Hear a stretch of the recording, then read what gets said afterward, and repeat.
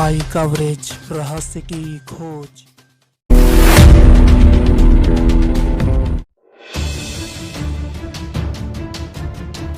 देश में कोरोना संक्रमितों के आंकड़े लगातार बढ़ रहे हैं। नागपुर में 6 दिनों का लॉकडाउन, महाराष्ट्र में सबसे ज्यादा कोरोना के मामले और पिछले 24 घंटे में 22,000 से ज्यादा नए कोरोना केसेस का आना कहीं ना कहीं मन में डर पैदा कर रहा है। इस बढ़ते आंकड़ों को देखकर लोगों के मन में ये सवाल उठ रहा है कि क्या भारत में कोरोना की दूसरी लहर शुरू हो चुकी है? क्या इस लहर के कारण देश में फिर लॉकडाउन लगाया जाएगा? नमस्कार, और मैं हूं आपके साथ ऋतु सुमन। महाराष्ट्र, केरल, पंजाब, कर्नाटक, गुजरात और तमिलनाडु से लगातार कोरोना संक्रमण के सबसे ज्यादा मामले सामने आ रहे हैं। पिछले 24 घंटे में देश में सामने आए कुल मामलों में इन 6 राज्यों की हिस्सेदारी 85.91% रही है। केंद्रीय स्वास्थ्य मंत्रालय के अनुसार नए मामलों में सबसे ज्यादा 13,659 मामले यानी देश में कुल मामलों का करीब 60% केवल महाराष्ट्र से है। इसके बाद केरल में 2,475 और पंजाब में 1,393 मामले सामने आए हैं। 8 राज्यों महाराष्ट्र, तमिलनाडु, पंजाब, मध्य प्रदेश, दिल्ली, गुजरात, कर्नाटक और हरियाणा में नए मामलों में बढ़ोतरी हो रही है।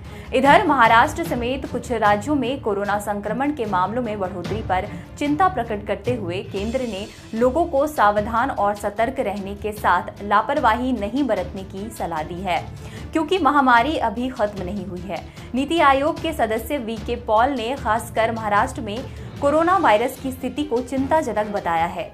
मामलों में वृद्धि के लिए क्या कोरोना वायरस का बदला हुआ स्वरूप जिम्मेदार है? ये सवाल पूछे जाने पर भारतीय आयुर्विज्ञान अनुसंधान परिषद यानी ICMR के महानिदेशक डॉक्टर बलराम भार्गव ने कहा कि महाराष्ट्र में मामलों में बढ़ोतरी के पीछे ये कारण नहीं है। उन्होंने कहा कि इस वक्त जांच, संक्रमितों के संपर्क का पता लगाने में कमी, कोरोना को लेकर उचित तौर तरीका नहीं अपनाने और भीड़-भाड़ बड़ा कारण है। वहीं नागपुर में बढ़ते संक्रमण के कारण पूर्ण लॉकडाउन लगा दिया गया है। यहां 15 मार्च से 21 मार्च तक लॉकडाउन लगाया गया है। बीते 24 घंटों की बात करें तो देश में 23,000 से ज्यादा नए कोरोना संक्रमित पाए गए हैं। नए मरीजों में सबसे ज्यादा मरीज महाराष्ट्र में पाए गए हैं। चौंकाने वाली बात यह है कि केवल महाराष्ट्र में ही संक्रमितों की संख्या पूरे देश में मरीजों की संख्या का लगभग 69.4% है।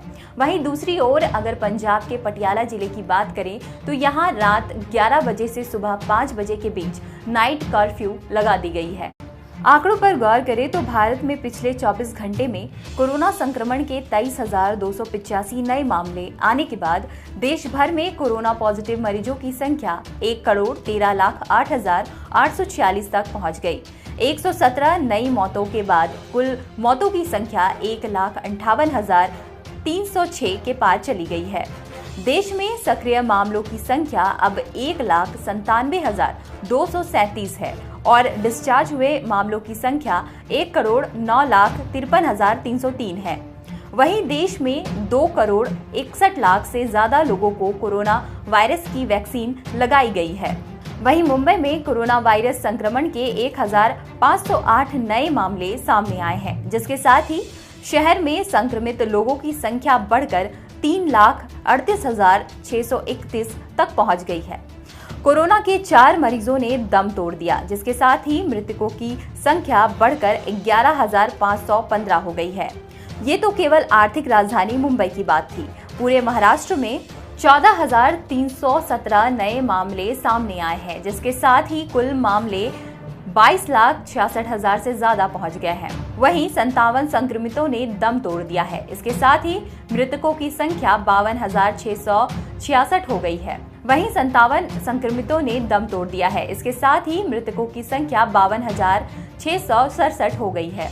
दूसरी ओर राष्ट्रीय राजधानी दिल्ली में गुरुवार को कोरोना वायरस संक्रमण के 409 नए मामले सामने आए हैं, जो लगभग पिछले 2 महीनों में एक दिन में आए कोरोना केसेस में सबसे अधिक है। जबकि संक्रमण की दर बढ़कर 0.59% हो गई है। इस महामारी से 3 और मरीजों की मौत हुई है, जिससे मृतकों की संख्या 10,934 पर पहुंच गई है। वहीं कुल मामले बढ़कर 6,42,439 हो गई है। इसी तरह की दूसरी जानकारी के लिए देखते रहिए